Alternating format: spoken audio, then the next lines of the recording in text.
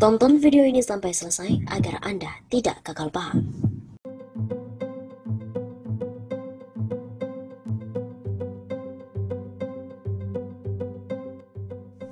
Istri Ketua MK Anwar Usman meninggal dunia di Rumah Sakit Bethsaida. Suhada Anwar Usman, istri Ketua Mahkamah Konstitusi Anwar Usman, meninggal dunia di Rumah Sakit Bethsaida, Serpong, Tangerang pada Jumat pagi 26 Februari. Kabar duka itu disampaikan oleh Kepala Bagian Humas dan Kerjasama Dalam Negeri Mahkamah Konstitusi Fajar Laksono Seroso melalui pesan singkat di Jakarta pada hari Jumat. Telah berpulang ke rahmatullah Ibu Suhada Anwar Usman, istri Ketua Mahkamah Konstitusi RI, pada hari ini Jumat 26 Februari pukul 7 pagi di Rumah Sakit Bethsaida Serpong. Fajar juga menuturkan almarhumah akan dimakamkan di TPU Selapajang Jaya, Tangerang setelah sholat Jumat.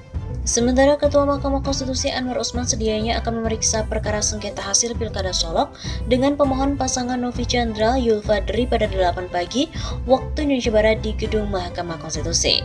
Kemudian sidang lanjutan dengan agenda pembuktian untuk perkara itu ditunda pukul 1 siang dengan Anwar Usman digantikan sementara oleh Hakim Konstitusi Arief Hidayat. Istri Ketua Mahkamah Konstitusi MK Anwar Usman, Suhada Anwar Usman, meninggal dunia pada Jumat 26 Februari. Ia mengembuskan napas terakhir di Rumah Sakit Bethsaida Serpong, Tangerang. Innalillahi wa inna ilaihi raji'un. Telah berpulang ke rahmatullah Ibu Suhada Anwar Usman pada hari Jumat pukul 7 di Rumah Sakit Bethsaida Serpong. Mudah-mudahan husnul khotimah. Begitu kata juru bicara MK Fajar Laksono. Fajar juga memperoleh informasi bahwa Suhada terkena serangan jantung. Ia menambahkan Suhada akan dimakamkan di tempat pemakaman umum Selapajang Jaya, Tangerang. Infonya serangan jantung dan dimakamkan di TPU Selapajang Jaya, Tangerang, samping Bandara M1 ba'da sholat Jumat. Pungkas Fajar.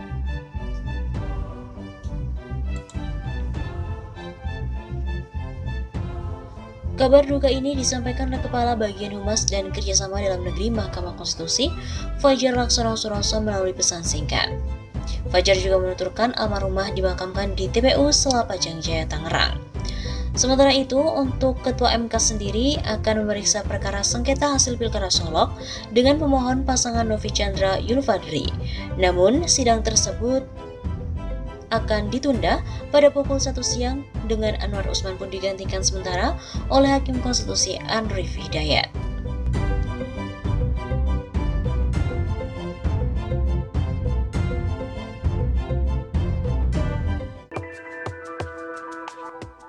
Politik dinasti hidup lagi setelah MK cabut Pasal 7 huruf R Undang-Undang Nomor 8 Tahun 2015. Seperti diketahui, putra sulung Presiden Joko Widodo, Gibran Rakabuming Raka, berhak secara konstitusi untuk berpartisipasi di pemilu, baik sebagai pemilih maupun calon yang akan dipilih. Itu adalah hak, itu tidak boleh diingkari. Tegasnya dari Direktur Eksekutif Negara Institute, Akbar Faisal saat diwawancara salah satu televisi swasta nasional bertajuk Bursa Pilkada dan Politik Dinasti yang Menggurita pada hari Kamis 30 Juli. Menurutnya, Gibran berhak maju di Pilkada Solo. Begitu juga menantu Jokowi, Bobi Nasution, berhak maju di Pilkada Medan lantaran Mahkamah Konstitusi telah mencabut Pasal 7 huruf R Undang-Undang Pilkada Nomor 8 Tahun 2015. Alhasil, kini politik dinasti hidup kembali. Padahal dengan aturan tersebut, kata Akbar Faisal, yang ikut dalam pembuatan undang-undang, pihaknya telah menyiapkan perangkat-perangkat agar dinasti ini tidak berkembang. Karena dulu pertimbangannya sudah luar biasa, merusaknya yang namanya dinasti ini, maka kita bikin undang-undangnya. Sayangnya kemudian itu dibatalkan Mahkamah Konstitusi, lalu kemudian itu hidup lagi. Adapun Pasal 7 huruf R berbunyi, warga negara Indonesia yang dapat menjadi calon gubernur dan calon wakil gubernur, calon bupati dan calon wakil bupati, serta calon wali kota dan calon wakil wali kota adalah yang memenuhi persyaratan sebagai berikut. Tidak memiliki konflik kepentingan dengan petahana. Adapun yang dimaksud dengan tidak memiliki konflik kepentingan adalah tidak memiliki hubungan darah, ikatan perkawinan dan atau garis keturunan satu tingkat lurus ke atas, ke bawah, ke samping dengan petahana, yaitu ayah, ibu, mertua, paman, bibi, kakak, adik, ipar, anak, menantu kecuali telah melewati jeda 1 kali masa jabatan.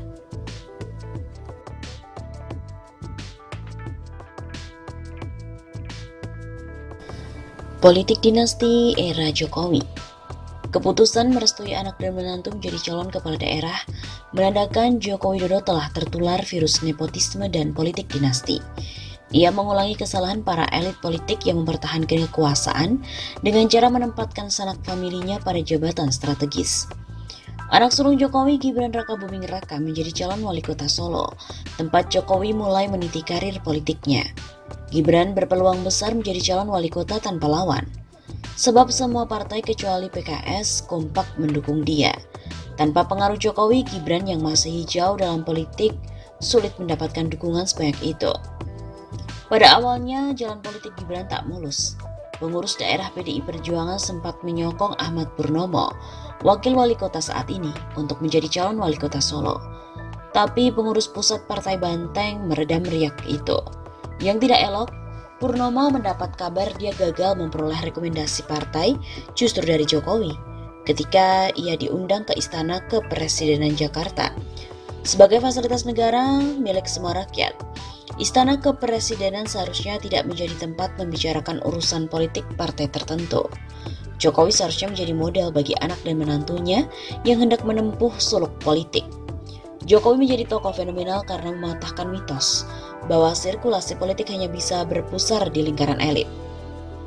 Jokowi yang bukan siapa-siapa berhasil menembus dinding kekuasaan yang lama kedap. Bermodal reputasi dan popularitas, setelah memimpin Solo, Jokowi menjadi Gubernur DKI Jakarta, lalu menjadi Presiden Republik Indonesia pada tahun 2014. Kala itu sempat bersemi optimisme bahwa sistem demokrasi di Indonesia akan terus membuka jalan bagi putra-putri terbaik negeri. Sayangnya di periode kedua kepemimpinannya, Jokowi sendiri yang memadamkan optimisme itu. Tak hanya di Solo, Jokowi merestui menantunya yang masih belia, Bobi Nasution, menjadi calon wali kota Medan. Sampai titik ini, Jokowi tak hanya mendorong keluarganya mengambil jalan pintas, serta membiarkan pemilih lokal kehilangan kesempatan mendapatkan pemimpin yang lebih berpengalaman. Jokowi juga sulit dibedakan dengan tokoh lain yang mulai membangun dinasti politik. Selain Jokowi, misalnya ada Wakil Presiden Ma'ruf Amin yang merestui putrinya, Siti Nur Azizah, menjadi calon wali kota Tangerang Selatan, Banten. Lalu Menteri Sekretaris Kabinet Pramono Anung mendorong putranya Hanindito Himawan Pramana menjadi calon Bupati Kediri, Jawa Timur. Di luar Jawa, sejumlah kepala daerah juga menyokong sanak familinya bertarung dalam pilkada serentak tahun ini. Bila menang, mereka bakal menambah panjang daftar 117 kepala dan wakil kepala daerah dari dinasti politik dalam 5 tahun terakhir.